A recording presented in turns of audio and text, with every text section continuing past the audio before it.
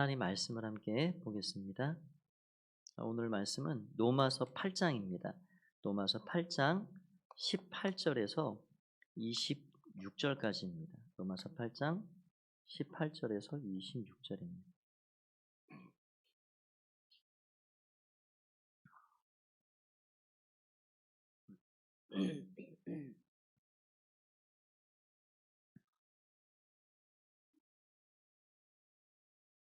제가 한 절 읽고 여러분이 한 절 읽어주시고 같이 마지막 절 26절은 함께 읽겠습니다.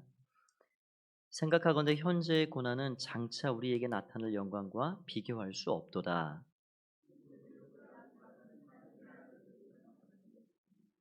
피조물이 허무한데 굴복하는 것은 자기 뜻이 아니요 오직 굴복하게 하시는 이로 말미암음이라.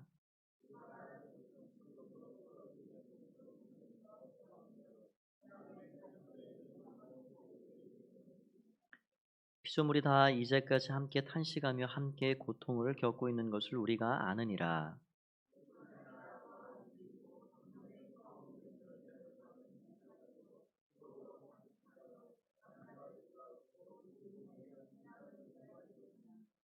우리가 소망으로 구원을 얻었음에 보이는 소망이 아니니 보는 것을 누가 바라리요.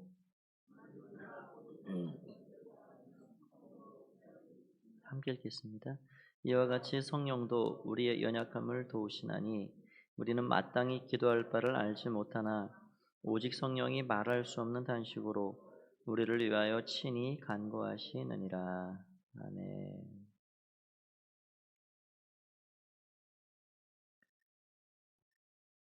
잘 오셨습니다. 귀한 시간 하나님께서 예배하시는 은혜를 우리 모두에게 풍족히 내려주시기를 기도합니다. 음, 이번 주간에 아주 급격하게 나라가 참 혼란 속에 빠져 들어간 것 같습니다. 며칠 상간에 참 이 바이러스가 어 이 남쪽까지 우리 지역 가까이까지 이렇게 왔습니다. 어 확진자가 200 명이 오늘부로 넘어갔고요. 이 경남 일대로 함안, 청도 이제 이런 쪽까지 와 있다 들었는데요. 그 진앙지가 이 남쪽에 이렇게 번지게 된 이유를 다 알고 계시죠?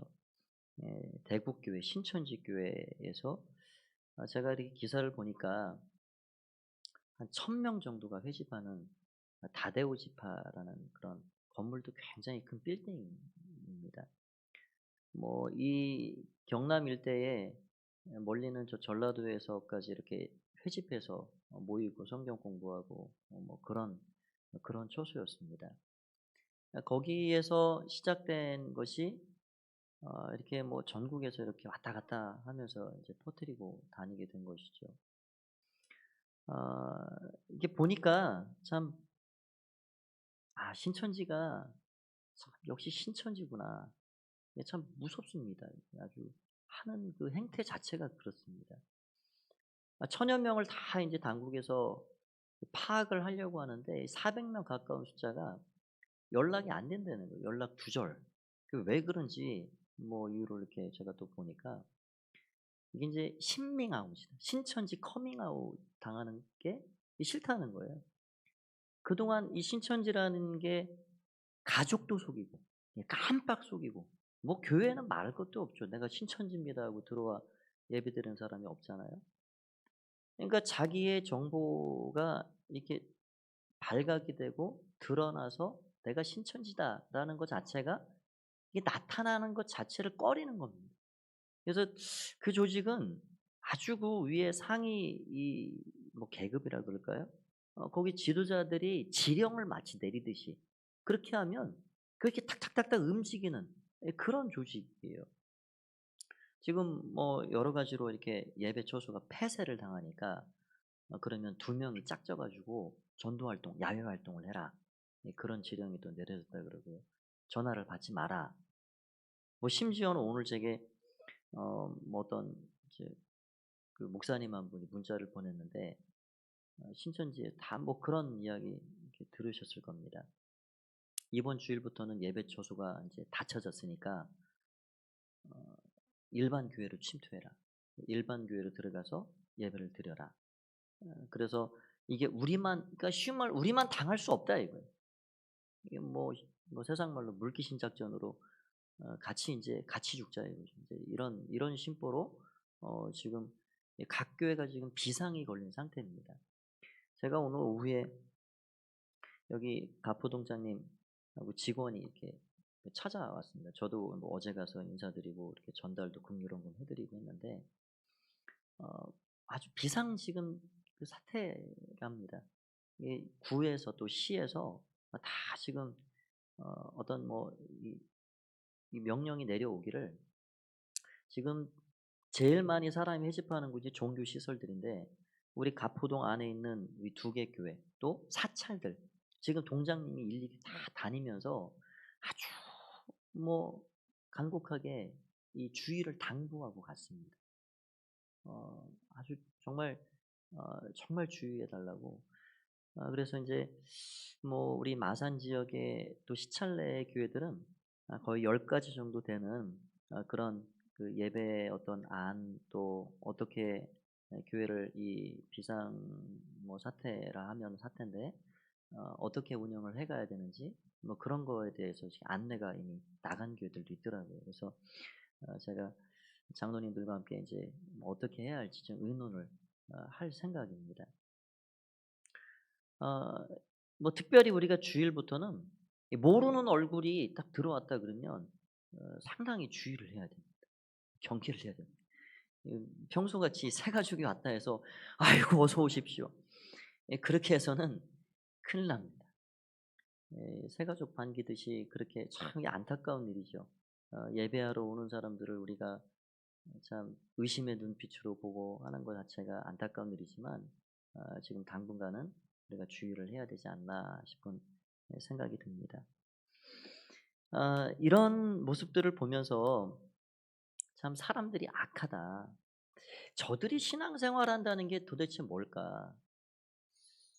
제가 때가 되면 이제 전반기 후반기 정도 강사를 좀 청하든 제가 이제 좀 한번 하든 이제 신천지와 더불어 이단에 대해서 좀 설교를 이제 하려고 합니다. 제가 오늘도 어떤 그 목사님 만나서 이야기를 들었는데, 집사님 만나서 들었는데 요즘 신천지들은 시골로 침투한다는 거예요. 그러니까 시골에 그 어르신들만 있는 그 교회의 젊은이들이 가니까 너무너무 주님 만나듯이 좋아한다는 거예요. 어서 오시라고. 그냥 그렇게 환영하고 너무 좋아하고, 그렇게 한 명, 두 명 침투해 가지고 결국은 목사님을 배척하고, 그래서 편을 나누게 하고, 그렇게 해 가지고 결국 그 목회자를 쫓아내고 자기들의 신천지 목회자를 심어 가지고, 이게 이제 예전부터 있는 이 산 옮기기 추수꾼들의 작전입니다. 그렇게 해서 하만의 어떤 교회가 그래 넘어갔다는 거예요. 이런 일들이 너무너무 많습니다. 이 이단에 대한 경계와 우리의 어떤 의식을 전환하는 것은 아무리 강조하고 강조해도 지나치지 않습니다. 그래서 늘 우리가 이런 것들을 잘 지켜나가야 되겠다 싶은 생각이 듭니다. 인간이 악하다 하는 것 자체를 우리는 누구를 보지 않더라도 나를 보면 그게 금방 느껴집니다. 깨달아집니다. 요즘 이제 새벽에 창세기 계속 31장, 32장 이렇게 나가고 있는데요.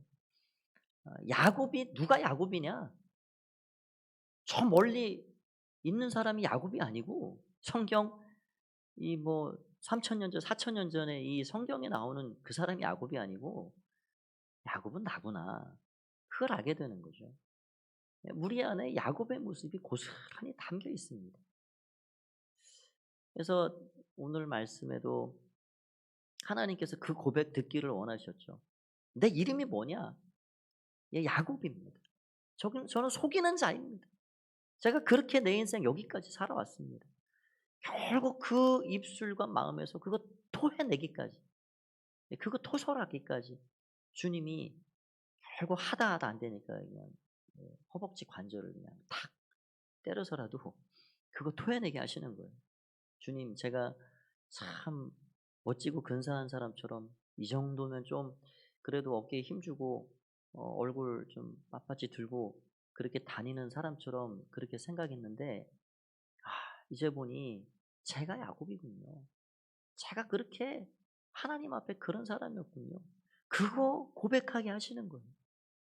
그래서 우리가 은혜의 깊이를 안다는 것은 십자가의 사랑을 깊이 깨달아 안다는 것은 이 죄악의 깊이, 연약함의 깊이를 동시에 알아가는 겁니다. 그러니까 십자가의 사랑과 은혜의 깊이가 빛이 깊이 들어오면 우리 안에 있는 여러 추한 것들도 다 낱낱하게 드러나게 돼 있는 것이죠. 그래서 예수님께서 이 바리새인 시몬이라는 사람 집에 들어가 식사를 했을 때 어떤 여인이 와 가지고 그 머리에 기름을 붓고 머리털 놓고 기름을 씻어내고 사람들이 다 이야기를 했죠. 아니 저 여인이 뭐 하는 사람인지 알았더라면 주님이 저거 하기에 가만히 안 두셨을 텐데. 시몬에게 그런 이야기를 했습니다. 시몬아 500달란트 탕감받은 사람하고 50달란트 탕감받은 사람하고 누가 더 감사하겠느냐. 당연히 500달란트 탕감받은 사람이 감사하죠. 그러니까 우리는 죄의 양을 매깁니다. 저 고유정이죠. 저런 사람은 무기징역감. 당연히 그럴 만하지. 나는 있어도 조금 뭐 주님이 이거 세실 수 있을려나 모르지만 그렇게 생각을 보통 할 수 있습니다. 근데 우리는 그게 양으로 환산이 되지 않는 겁니다. 우리가 은혜의 깊이를 안다는 거는 우리 자신들을 낱낱이 보는 거예요. 내 연약함과 죄악의 무게가 얼마나 컸는지 그걸 보는 겁니다. 그래서 십자가의 은혜와 사랑을 우리가 깊이 있게 깨달아 가는 갈수록 우리는 더 하나님 앞에 엎드릴 수밖에 없고 고백할 수밖에 없고 하나님 그래서 더 의지하고 살 수밖에 없는 존재가 되는 것이죠. 오늘 본문은 사도 바울이 어떤 좀 특별한 주제 하나를 가지고 우리에게 말씀해 주고 있는 그런 본문입니다. 이 피조물의 탄식에 대해서 말을 하고 있고요. 그 피조물들이 하나님의 아들들이 이 땅에 세워지기를 나타나기를 너무너무 학수고대하고 있다. 그런 이야기를 하고 있어요. 이게 언뜻 보면 이게 무슨 말인가? 무슨 피조물들이 그렇게 탄식을 한다 하고 하나님의 아들들이 나타나기를 기다린다 그러는가? 여러분 이 세상이 돌아가는 한번 상황을 보십시오. 인간의 타락한 그 죄악의 면면이 세상 곳곳에서 지금 막 드러나고 있습니다. 우리가 심심치 않게 보는 뭐 태국의 이 코끼리 같은 또 각종 인간들이 즐기고 박수치고 하는 물개, 돌고래, 호랑이, 사자 이런 쇼들. 그러니까 우리는 참 그 순간 가서 그것을 즐기고 박수치도 치고 그렇게 하지만 코끼리 같은 것들이 꼬챙이에 찍혀 가지고 피를 절절 흘리면서 이렇게 죽어간다는 거예요. 어린 시절부터 그 동물들이 학대받으면서 조련사에게 그렇게 훈련되어져 가는 것을 이렇게 보면 너무너무 참 아주 비참합니다. 그래서 우리 인간만 이게 자학하고 자해하고 하는 게 아니라 코끼리도 자기 머리를 벽에 막 들이받는다는 거예요. 얼마나 고통스러운 그런 일들을 할까요? 하나님 만드신 모든 만물, 피조물들은 다 귀한 겁니다. 생명 있는 것 자체가 다 귀하죠. 그런데 그런 피조물들이 아주 심하게 탄식하고 있다. 울부짖고 있다. 지금 바울이 그거를 이야기하고 있는 것입니다. 우리가 심심치 않게 듣는 그런 이 환경의 재해들, 우리 주변에 많이 일어나죠. 예수님께서는 마지막 때가 되면 지진이 곳곳에서 그 소식이 들릴 것이다. 기근의 소식이 들릴 것이다. 난리의 소문이 날 것이다. 지금 우리 사는 세상이 그런 세상이 점점 돼가고 있습니다.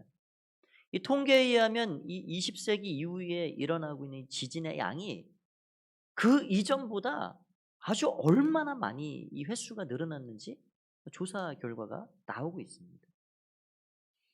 곳곳에서 자연재해는 뭐 너무 말할 것도 없죠.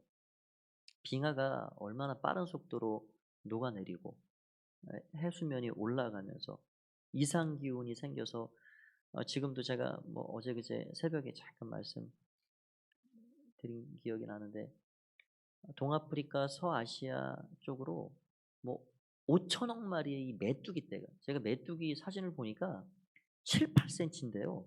이거 한 뼘 정도 이 위에 올라가면 이 손바닥을 가릴 정도의 아프리카 메뚜기 아주 새카만 게 얼마나 참 아주 무섭게 생겼는지 모릅니다. 그런 메뚜기가 기하급수적으로 한 6 개월가량 3 개월에서 6 개월을 살아가는데 한 번 쓸고 지나가면 8,600만 만 명분을 먹는답니다.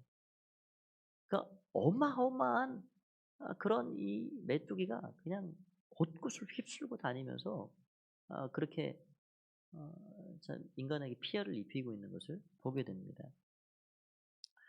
뭐 사람들은 이러한 일들 또 지금 코로나 바이러스 같은 '이런 것이 왜 생겼냐.' 역학조사를 하고 '그 시작이 어디냐.' 뭐 그런 거를 다 조사합니다. 박쥐에서 시작이 될 것이다. 천상갑이 숙주다. 여러 가지를 조사해서 그 결과들을 내놓는데 결국 우리는 이러한 것들을 조금 더 한 단계 깊은 눈으로 봐야 됩니다. 성경에 다 사실 나오는 이야기들이에요. 시편 91편 말씀 같은 데 보면 이 모세가 거의 지은 시로 보고 있는데 이 밤에 날아드는 화살, 이 낮에 이 퍼져나가는 전염병, 또 뭐 광야에서 수없이 많은 사람들이 이 불순종하고 하나님 말씀 어기고 그러할 때 하나님 열병도 보내주시고 이런 독한 종기도 애굽 땅에 내려주시고 이런 일들이 다 있었죠. 제가 뭐 이렇게 단정해서 말씀드리긴 참 어려운 일이지만 뭐 얼마 전에 누군가가 동영상 하나를 보내줬습니다. 근데 뭐 이제 유튜브에 이렇게 다니는 동영상을 다 우리가 그대로 신뢰하기는 어렵죠. 근데 뭐 분명한 사실들이니까 참 중국 땅의 그 시진핑이 집권을 아주 장기 집권으로 이렇게 거의 뭐 독재 수준이죠. 그렇게 하면서 얼마 전부터 이 선교사님들이 대부분 다 추방돼서 나왔습니다. 제가 있었던 교회도 제 교구로 들어오신 식구인데 10년을 넘게 선교사로 평신도 사역을 하시다가 결국 못 견디고 다시 나오게 되셨어요. 그래서 이제 신학을 공부하고 이제 교회 사역을 시작하셨는데 뭐 대부분 그렇습니다. 제가 그 영상을 확인해 보니까 이 중국에서 하는 그 몇 가지 그 원칙들이 있어요. 선교사 이 축출을 하는 일이고요. 교회를 어떻게 없애버리냐? 십자가를 다 거두어 버립니다. 십자가를 다 떼버리는 거예요. 아예 불도 질러 버리고요. 큰 크레인을 갖다가 완전히 다 떼버립니다. 교회를 무너뜨리기도 하고요. 그 성도들이 얼마나 애걸하면서 울면서 그렇게 기도하고 그 사람들이 모일 장소가 없으니까 어디 딴 건물을 얻어야 되는데 제가 이 대전에 사는 목사님에게 얼마 전에 들은 이야기입니다. 그 공안들이 주변에 있는 교회를 얻을 만한 건물 주인들에게 건물 교회에 빌려주면 당신 큰일 날 줄 알아라 협박을 한답니다. 그러니까 교회를 어디 새를 얻어 들어가지도 못하는 상황이 되고 있는 거예요. 그만큼 이 중국 땅에서 이 선교의 문을 닫아가고 있고 십자가를 떼고 있고 이런 일들이 아주 지금 자행되고 있습니다. 참 하나님께서 뭐 여러 우리가 단정해서 말하기는 어렵지만 이런 일을 통해서 우리에게 무엇을 좀 깨닫게 하기를 원하시는가? 하나님의 어떤 위엄, 하나님의 주권, 결국 하나님은 우리에게 한없이 기다리시고 은혜를 베푸시지만 결국 심판하시는 하나님이라는 사실을 우리가 알게 합니다. 그리고 인간이 얼마나 나약한가. 어떻게 할 방법이 없잖아요. 방법이 없습니다. 이 구약 시대 때 이 연병과 열병들 이러한 것들을 그치는 유일한 방법은 제사장들이 번제를 속죄제를 드리는 일이었어요.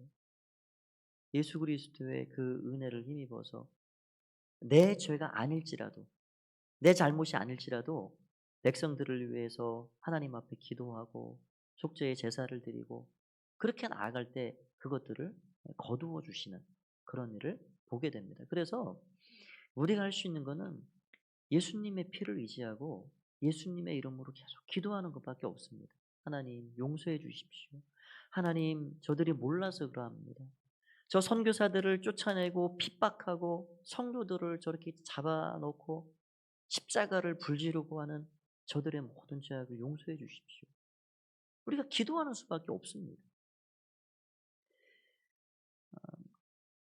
오늘 이 피조물들이 이 썩어짐의 종노릇을 한다. 여기 한 20절을 한번 보시기 바랍니다. 20절, 21절, 22절까지 한번 보면요. 제가 한번 다시 읽어보겠습니다. 20절부터 피조물이 허무한데 굴복하는 것은 자기 뜻이 아니 오직 굴복하게 하시는 이로 말미암음이라. 그 바라는 것은 피조물도 썩어짐의 종노릇하는 데서 해방되어 하나님의 자녀들의 영광의 자유에 이르는 것이니라. 피조물이 다 이제까지 함께 탄식하며 함께 고통을 겪고 있는 것을 우리가 아느니라. 피조물이 허무한데 굴복을 하고 있다. 허무한데. 이 허무하다라는 것은 마타요테티라는 히브리어인데요. 헬라어인데요. 이 공허하다, 좌절을 느끼다, 좌절. 예, 그런 뜻입니다. 그러니까 왜 피조물들이 좌절을 느끼냐? 하나님의 애초에 에덴 동산으로 비롯해서 만들어 놓으신 그 본연의 목적대로 이 피조물들이 살지 못하는 거예요. 하나님께 영광을 올려드리고 정말 영광의 자유를 누리고 그래서 살아야 되는데 어떤 것에 꽉 막혀서 그렇게 살아가지 못하는 이 좌절감을 느끼고 있다. 그게 허무한데 지금 굴복해 살아간다라는 겁니다. 왜 그렇게 됐는가? 창세기 3장에 보면 아담과 하와가 하나님 앞에 명령을 어기고 선악과를 따먹죠. 이 사람들의 죄로 인해서 땅은 저주를 받았고 그 결과 가시와 엉겅퀴를 내는 그런 일들이 생겨났습니다. 이 피조물들이 그래서 굴복당하고 있는 겁니다. 예속당하고 복종당하고 있는 겁니다. 그 죄 아래에서 그래서 탄식하듯 신음을 한다. 다 함께 탄식한다. 그렇게 이야기를 하고 있습니다. 그러면서 하나님의 아들들이 나타나기를 간절히 학수고대한다. 죄 있는 인간들이 자꾸 하는 일을 보면요. 사실 그들이 지나간 자리는 결코 아름답지 않습니다. 어떤 장로님이 그런 얘기를 했다는 것을 제가 읽어봤어요. 만물의 천적이 누구냐? 만물의 천적은 인간이다, 인간. 인간들이 산에 가면 산이 더러워지고, 인간들이 바다에 가면 바다에 쓰레기가 난무하고, 인간들이 들에 가면 들이 회파되고, 사람들이 가는 곳마다 이게 뭐가 아름다운 뒷자리가 있고 아름다운 게 보존이 돼야 되는데 사람들이 가는 곳마다 산이며 들이며 바다며 건드리고 손을 대는 것마다 이게 복이 전달되는 게 아니라 이게, 이게 자꾸 생명이 죽어간다는 거예요. 이게 사람이 손을 대면은 살아나야 정상인데 살아있는 것도 사람 손이 되면 자꾸 죽어간다는 거예요. 그 만물의 천적이 뭐냐? 인간이다.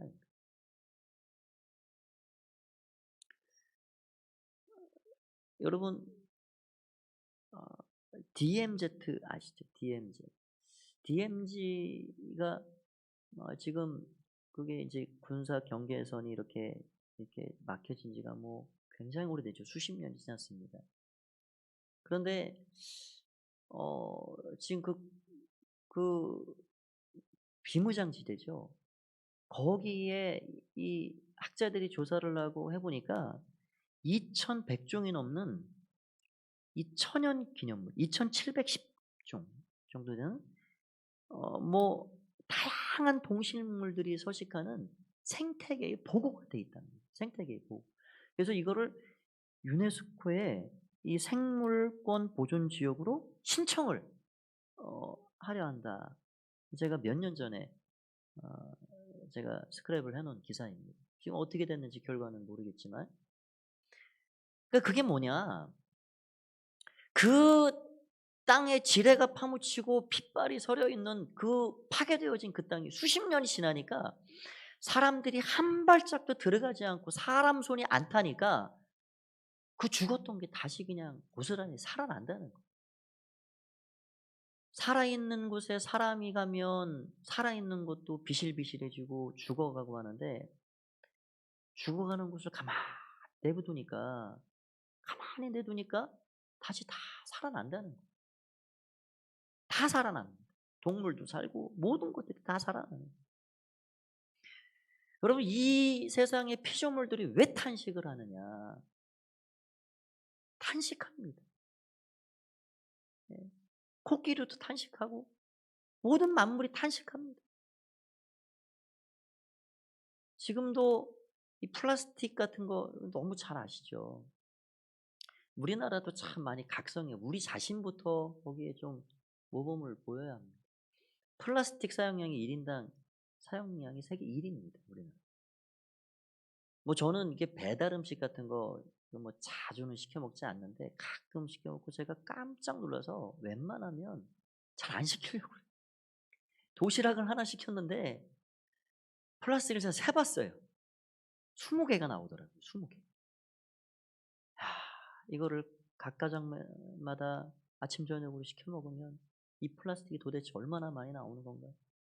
지금도 저 캘리포니아 저쪽 태평양 한가운데에 한반도에 7배가 되는 플라스틱 쓰레기 섬이 있다 그러는데, 저도 여기 가포 해변에 이렇게 쭉 봤더니 뭐 저쪽 섬 쪽으로 가봐도 그렇고 양식한다고 그 스티로폼 덩어리가 곳곳에 난자 있고 뭐 너무너무 사실 오염된 지역이 많습니다.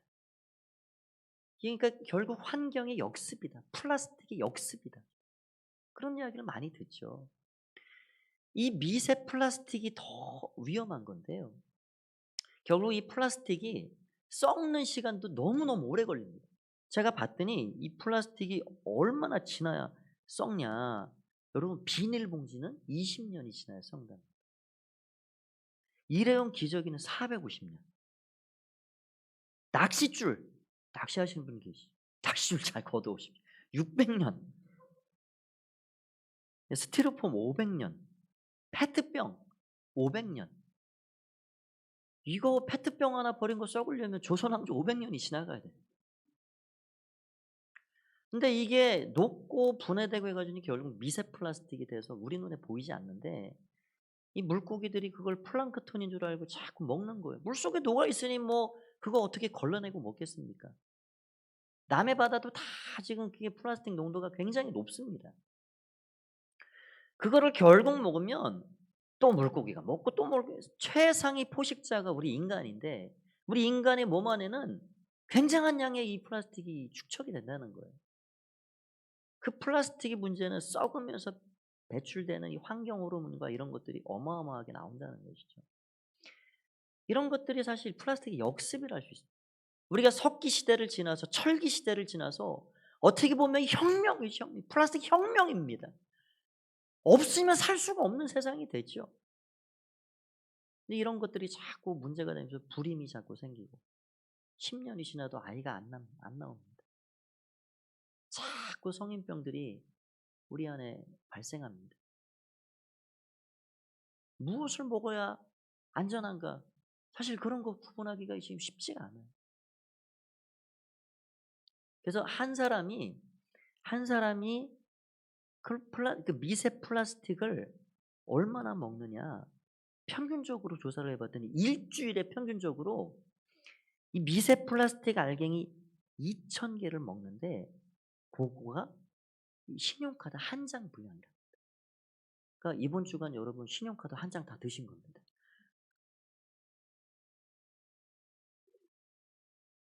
제가 오늘 조금 더 환경에 대해서 이렇게 말씀을 오늘 드리는 이유는, 우리 인간들의 참 이 깊은 수십 년, 수백 년, 수천 년을 쌓아온 이런 죄악의 결과물들이 어떠하고 뭐 지금 이 시대는 더 말할 것도 없죠. 아, 그래서 결국 지구 온 인류가 인류의 미래를 걱정하는 그런 시대가 됐고, 그러면서 피조물들이 탄식하면서 하나님의 아들들이 나와서 이 세계의 구조 자체가 바뀌어지기를 고대하고, 이러한 세상 가운데 살아가는 우리 그리스도인들이 어떻게 해야 하는가 도대체. 아주 간단하게만 말씀까지 드립니다. 우리는 탄식해야 합니다. 더불어 탄식해야 합니다. 오늘 말씀의 26절에 보니까 성령님이 우리 안에서 우리가 무엇을 기도하지 못할 그때에 탄식하신다. 탄식. 우리는 성령님의 그 탄식의 소리를 자꾸 들을 줄 알아야 되고, 우리가 그 성령님의 탄식의 소리에 우리 기도를 잘 맞춰가야 됩니다. 왜 성령님이 탄식하시고 계신가? 그리고 우리가 우리의 죄의 깊이를 자꾸 발견해 보면서 탄식해야 합니다. 사도 바울이 그렇게 믿음의 종이었음에도 불구하고 오호라 나는 곤고한 자로다. 이 사망의 몸에서 누가 나를 건져내? 그가 마지막 사역을 다 마칠 그쯤에 나는 죄인 중에 괴수입니다. 그가 어디를 봐서 죄인이고 괴수입니까? 그러니까 그가 지금 탄식하고 있는 건 뭐냐면, 나는 이 몸을 떠나서 주와 함께 있는 것이 내 간절한 열망이고 소원이지만 이 육신이라는 이 장막에 갇혀서 탄식합니다. 이 육신은 먹지 않으면 배고프고요, 자지 않으면 졸리고요, 눈꺼풀이 내려오고요. 이 육신이라는 이 죄의 공장이 끊임없이 죄를 생산해내고 있습니다. 우리의 영 안에서 성령의 법과 육신의 법이 날마다 치열하게 싸워갑니다. 그게 영적인 전쟁입니다. 우리가 이 육신을 가진 몸을 입고 살아가면서 너무 편안합니다. 나는 너무 좋습니다. 나는 지금의 삶이 하나님 앞에 정말 완전합니다. 어떻게 보면 그게 사실 비정상입니다. 우리가 이 연약한 육신을 입고 살아가면서 성령을 쫓아 행하며 살아가는 사람은 탄식할 수밖에 없는 거예요. 오호라 나는 곤고한 자로다. 내가 더 새벽을 깨우고 기도해야 되는데, 내가 피곤해도 저녁에 나와서 이 시간 하나님 바라보고 말씀 앞에 가야 되는데, 내가 주님이 사랑하시라고 말씀하셔서 하나님 생명처럼 사랑하고 내 가족을 사랑하고 이웃을 사랑해야 되는데, 이 썩어질 육신이 나를 그렇게 만들지 못하는구나. 더 기도하고 무릎 꿇어야 되는데 그게 안 되는 거예요. 여러분, 그게 다 탄식입니다. 우리 안에 싸우는 탄식입니다. 그래서 우리는 이 몸의 구속, 우리 구원의 단계들이 있죠. 이 몸이 썩어지지 아니하는 마지막 나팔 소리에 주님이 오시는 그날, 이 부활의 몸을 입을 때까지 우리는 끊임없이 달려가는 사람들이에요. 그래서 우리는 신학적인 용어로 already but not yet입니다. 우리 영혼의 구원은 이미 100% 이루었습니다. 그런데 우리 육의 구원을 계속 이루어가는 거예요. 마음의 구원을 이루고 마지막 순간 우리 육이 변화됩니다. 살아있는 자는 나팔소리와 함께 변화되고 죽은 자는 썩지 않을 몸으로 다시 부활하는 것. 그게 고린도전서 15장의 부활장에 우리에게 주시는 구원의 완성이에요. 그래서 우리는 늘 탄식해야 합니다. 성령의 음성을 듣고 탄식해야 합니다. 하나님, 연약합니다. 그래도 성령의 소욕을 따라 행하게 해주십시오. 그렇게 기도하고 살아가야 되는 것이죠. 두 번째로는 우리는 하나님 나라 소망을 늘 바라보고 살아야 돼요. 오늘 읽은 18절, 현재의 고난은 장차 나타날 그 영광과 좋게 비교할 수 없다. 이 세상은 어떻게 보면 갈수록 죄의 수렁으로 빠져갑니다. 우리 믿음의 사람들이 해야 할 일은 하나님 나라를 소망하면서 그래도 이 땅의 피조물들이 더 숨쉬고 살 수 있도록 그렇게 믿음으로 살아가야 하는 거죠. 인내해야 합니다. 잘 지켜가야죠. 마지막으로는 생명을 소중하게 생각해야 합니다.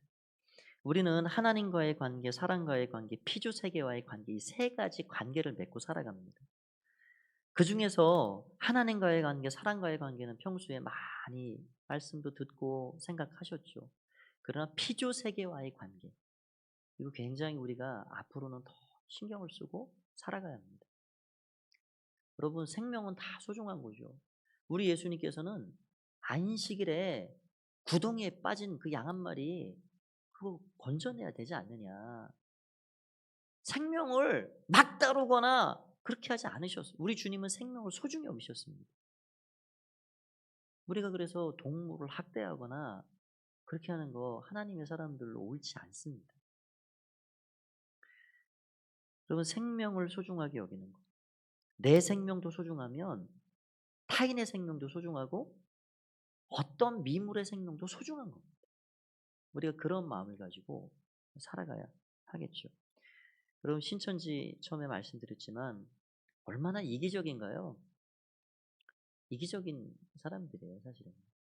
자기가 점수 따가지고 최상위 레벨로 올라가고 결국 14만 4천 명이 넘어가가지고 18만 명, 20만 명이 넘어가니까 14만 4천 명이 들으려면 어떻게 해야 되느냐?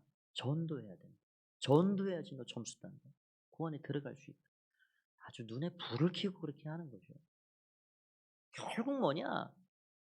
네가 불쌍해서 내가 전도 물론 그런 마음을 가지고도 전도하겠죠. 그러나 더 속깊이 들여다보면 내가 구원받으려고 하는 거예요.